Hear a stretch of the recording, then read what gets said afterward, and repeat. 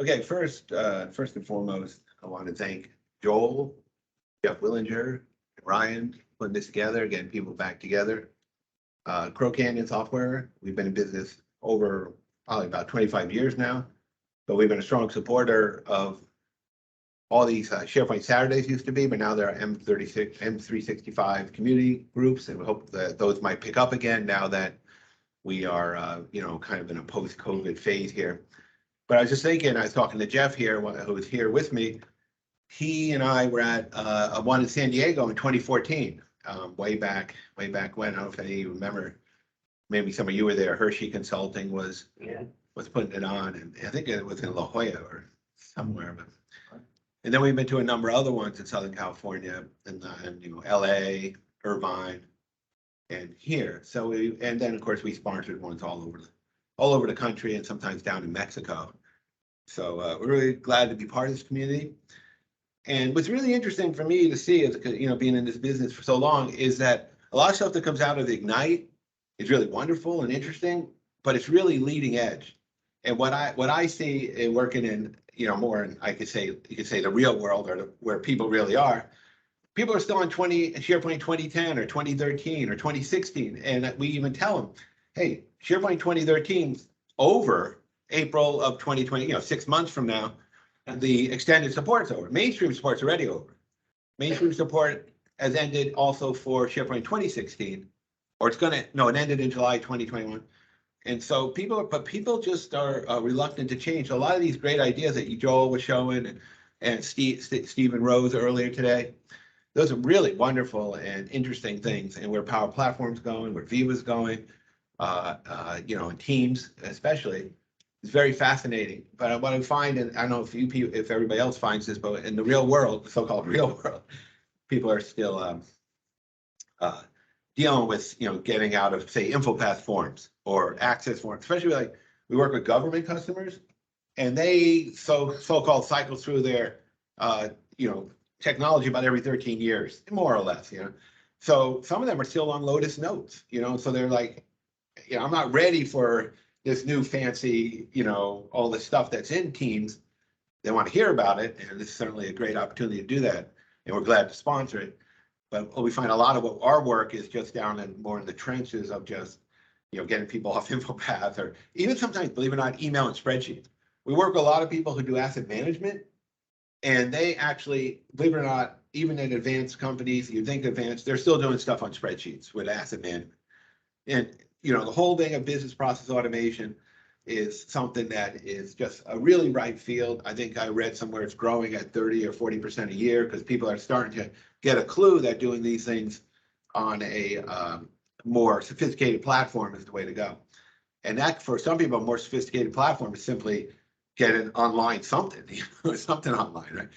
So it's certainly great to take a lot of this in, and if you can access, and if you can use some of the tools here where Microsoft's going, that's great. But a lot of people are still getting off, basic emails, spreadsheets. A little bit of what Stephen Rose was showing earlier about this spectrum: baby boomers, Gen Z, millennials, Gen X, Gen Z, millennials, Gen Z. So as the newer generations come in, there's still a lot of, we call it institutional inertia, where people just won't get off the old platform. So what we find a good solution is, have some, and I think Stephen talked about this, you have some part of the company who's kind of like doing things more innovatively, perhaps, some departments or some parts of it, and then other parts you have to accommodate, say, email communications, because that's what they're used to. So what we do in our Nitro Studio is make available ways to do business process automation through any kind of way you want. You could be sending in emails, you could be using SharePoint, you could be using Teams, you could be using bots. So let me show you a little bit what we're doing.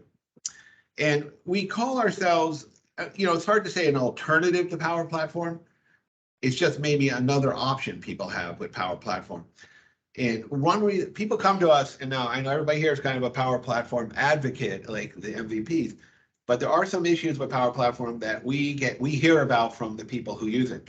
And one of them is that a lot of coding is needed for some of the more sophisticated type activity. Another is that it isn't an all-in-one package. You got Power Platform, you got Power Apps, you got Power Automate, you got Power BI, Power Pages, Power Virtual Agents. And all those have different licensing and subscriptions, and some of it's seated in Office 365, some of it isn't. So people get real confused, and when they want to just accomplish the task of business process automation, they look for a tool like Nitro Studio, which gives them a very practical, useful, affordable tool for doing business process automation in a way that gets them off of the legacy programs that they're using. And then maybe later they'll go to more sophisticated, Viva and Teams Premium, things like that. Another problem that we found people come to us is, and we've heard this numerous times, is that when you run Power Automate, anybody here can contradict me, but when you run Power Automate flows, a lot of people don't know how much it's going to cost. I mean, that's what we find. And we've had, major cities, government or libraries, or I'm thinking of some government, large institutions who say, look, we build it in Power Platform, Power Automate, but our costs are not, we could build it in that, but our costs are unknown. It's based on the number of flows, based on the number of flows and how often it's used, usage. So what people find is then they go look through the licensing guide, and I tell you, I've done this for 20 years, or longer, and college educated, all that, and I look at those guides, and I can't figure it out either. Anybody else have that experience of like what it's like, how much this is actually going to cost me, right? So some people like Nitro Studio for the reason that they know it's a fixed price. It's an affordable price, a good price. They know it doesn't matter how many flows you run, how many workflows. We base it basically on the number of users in your, well, if you're on SharePoint on premises, your farm or your tenant. So people get a nice, clear, fixed pricing. They know what their budget is. They know how much to allot for it. And then with Power Platform, that uncertainty is very disturbing to them. And then the other thing that we get really high marks for is our support. Now, people know, and a lot of you work with Microsoft, you're very close, MVPs and things like that, but we'll find a lot of the users we work with have a lot of difficulty getting through and finding the answers they need and how to do it. Well, Nitro Studio is we're very close with our customers. We work closely with them. We want to help them succeed. They give us ideas. There's a feedback. There's a loop. We're going to be calling them. We're just starting this thing where we call them nitronauts, like astronauts. So nitronauts, and there's a group. And some people are just huge fans of Nitro Studio, and they use it for all kinds of possibilities. So what is Nitro Studio? Well, let me just, because we don't have too much time here, and I wanted to show you a little bit of what it looks like so that we can, let me get the right screen here. Here it is. So this is, for example, an access request system, but more important is that in SharePoint. But underlying this is our Nitro Studio forms, workflows, custom actions, reports, all the tools you need to build an application. So people come in and there's a visual forms designer, there's a visual workflow designer, custom actions. And when people get this set of tools, say maybe they buy it for the tenant, or they might buy a preset application that has like an IT help desk and Nitro Studio is underlying it, they can come in and very easily go to the forms designer and start designing a form. They say this one is access request, so we'll go to access request list. And then that form has a lot of features and functionality as far as UI, a cascaded lookup, autofill, pulling in data from other databases, just many possibilities with this form and how it looks. And sometimes we're given the directive to, they need to make the form look like some form they already have in existence. There's this idea that in certain kinds of government, or certain kinds of institutions, the form has to look like what it was in the past. Even to the point where we had one person in an agency who said, now the currency in the new form is 0.00, but the old one, it's, $0.0. I don't know, it's like, I said, why, what difference does it make? But the thing is, 1,000 people use that form. If they make one little change, like where the field is or the size of it or what it says in the label, they have to literally not only retrain everybody, but also rewrite the documentation. So the idea is that you want it here, you want to have the ability to create the form to look like what you need to look like. Of course, many organizations have flexibility. They can build the form according to what they is best for the operational capability. That's a visual form designer. Anyone interested, we can give you a demo of it and go into that. I won't do that in this because every time I do a webinar about this, I get so deep into it because it's so cool and fun and easy to use that I can't dig myself out of it. So anyway, I want to also show you that we have a visual forms designer going on. And see, you find one of our designers to show you just what it looks like. We added a lot of, a lot of ways to visually design a workflow. And here you go. And you have this canvas for doing it. You have a long list of actions you can bring onto the screen and use. And you just drag them over. If you want to execute a script or send an email or something like that, you can just bring it over here and start, putting it in. My mouse is acting kind of funny, but let me go here. Yeah, I think it's easier if I just use the touchpad, actually. I think it's the screen's a little bit of delay. So, you can just move these around and have it work the way you want, right? So we'll put it down here. So anyways, you can build these things that have a flow to them. And then there's also the controls of a gateway and a looping feature here also. So if you want to say, if the status of this is X, go here. If it's Y, go there. You also can get one thing we did recently, we added this thing where you can blip a whole bunch of barcodes. So you get a list of barcodes on your form. You can then iterate through the list of barcodes and create assets or change the status or change the location or check them in, check them out. So you got all kinds of possibilities with these loop controls. And we're always building new stuff like that into the workflow manager and making it so people have this very powerful tool for relatively affordable cost, a known cost, and they're able to do pretty amazing things for their organization and improving the productivity and efficiency of the operations. And that's then the one thing I'll leave you with before we go, because I don't want to make a whole, we're supposed to be 15 minutes. I think I was allotted for this. I don't want to go on and on. So I would encourage anybody interested to take a deeper look at it. And we have all these capabilities. Well, one thing that I also want to point out is our bot. We have a Teams bot, or we call it an engagement facilitator in Teams.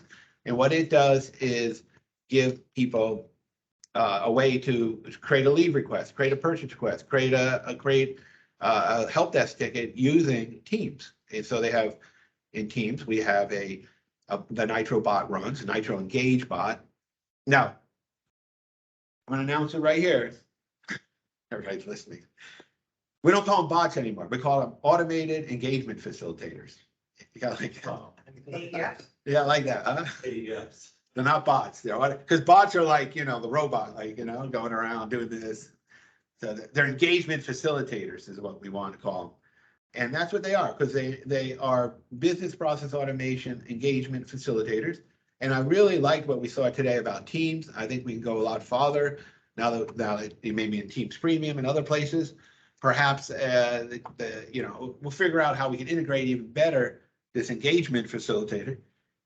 Don't call it a bot with these new features coming out inside of Teams. So what this does, it gives a list of commands, and then when the commands come up, you can create a new ticket, assign a ticket, you can create a leave request. And here's the thing: you create a leave request in Teams. It knows who the manager is. The manager gets a pop-up in his or her leave request. In his or her engagement facilitator, the bot. And they can approve or deny it. We'll usually approve it. And then it goes back into the user side of things. And he or she knows that the leave request has been approved. And then using the workflows that run behind it, our Nitro workflows, you're able to put that information out to the HR system or put it on a Teams channel or send a text or whatever you need to do to keep it going. So this Nitro Engage facilitator, this bot here, is turning out to be quite powerful because it runs with our Nitro workflows. The idea here is this: a lot of people think bots, they think question and answer bots, right? They think, what are the hours at the restaurant? What's this? How do I do this? A kind of FAQ facilitator. But our bots use our Nitro workflows behind. And because of that, you look like you got a simple form in front of you, but there's very powerful activity going on behind it. And the thing with as we know from hearing what our conversations today, on Teams, you can be on any device. So you can go with what was he saying? The baby boomers and the Gen X using their laptops, the millennials and the Gen Z using their smartphones can use this Nitro Engage to get a tremendous amount of work done. And it really works quite well, and it's very, very configurable according to what you want to have behind it. So just to say that, you know, we don't go on too long, but Crow Canyon Software, we're glad to sponsor these kind of activities, get the message out, let everyone know. And if anyone's interested in talking to us more about what we're doing inside of Teams and, you know, the Microsoft environment, and how we can help you improve your operations, streamline operations, engage, empower users, streamline operations, use data and analytics to drive a continuous cycle of improvement, we'd be glad to help. We've done this for numerous agencies all over the world. We have people literally every continent except Antarctica, but we're on every continent except Antarctica, and we are also many different kind of industries. We do a lot with healthcare. We do a lot with government. We're in the GCC, well, not only commercial, but also GCC and GCC High. We have a lot of people who are running in GCC High in a highly secure environment, federal defense contractors and things like that. And they're using our Nitro Studio to build the kind of forms they need, whether you're replacing InfoPath or just developing new solutions or getting off other legacy solutions and their legacy programs, and they're finding it quite useful. And I think we're going to find some really interesting things to do with Teams now from this conversations and sessions we had today. So again, I want to thank the Southern California community for putting this on. Joel especially, Jeff, Ryan, taking their time to do this. Galen too, sorry. And also everyone for coming here and attending, whether in person or online.